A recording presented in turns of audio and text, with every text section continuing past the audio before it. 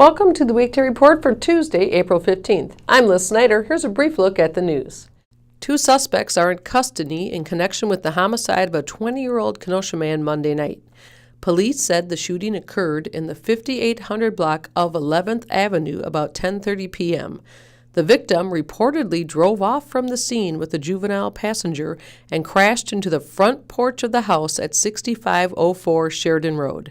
Police said the man died at the scene of the accident from an apparent gunshot wound.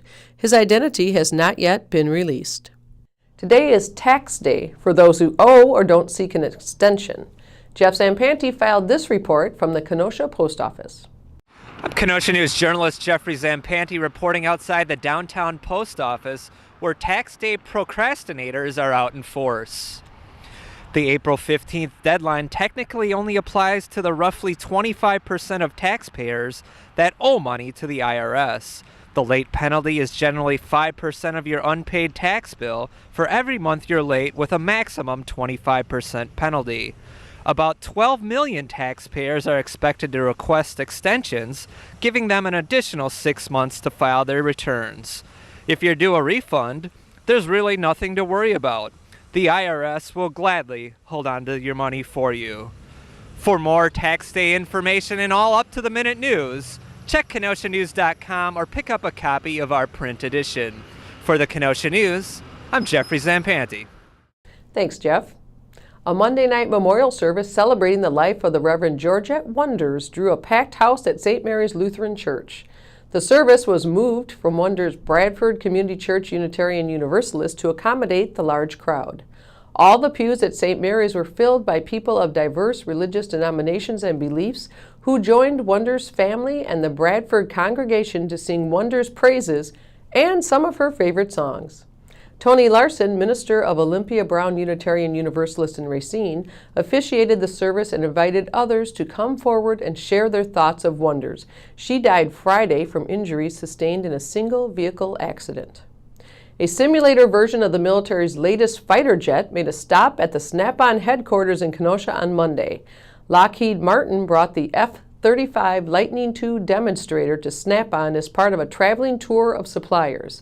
Snap-on supplies Lockheed with customized tools and storage boxes that are used as part of the fighter's manufacturing process in what Snap-on CEO Nick Punchik called a significant contract. On hand for the demonstration was Congressman Paul Ryan, who took a turn behind the yoke of the simulator. Now here's Dave Marin with a look at how a Kenosha tennis player is faring on the college level. Tremper graduate Megan Humphreys won her match at number 2 singles for the UW Whitewater tennis team at Carthage College on Sunday. A freshman, Humphreys also teamed with Amy Upthgrove to win at number 2 doubles. For a look at how other Kenosha County products are faring in college, check out our on-campus column in Tuesday's Kenosha News or at KenoshaNews.com. David Marin, Kenosha News. What's trending today? Today is the anniversary of the Boston Marathon bombings. 1 year later, has the tragedy had any effect on how you feel about your safety? Tell us on our Facebook page.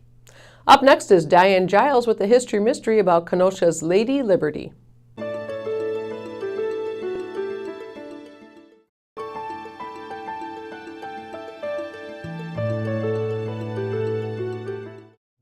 Remember the Statue of Liberty in Civic Center Park?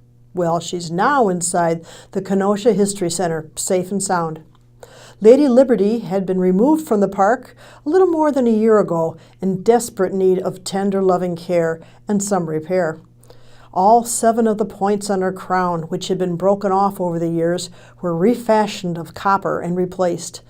The 64-year-old statue had been the focal point of the city's Civic Center Historic District.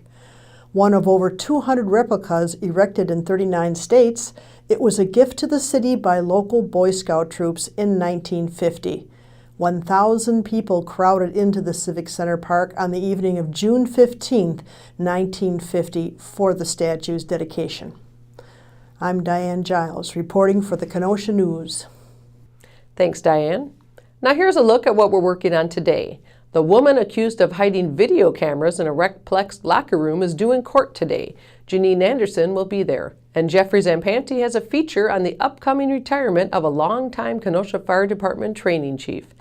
Pick up a copy of the Kenosha News and check kenoshanews.com for all the details on these stories and more. I'm Liz Snyder with the Weekday Report.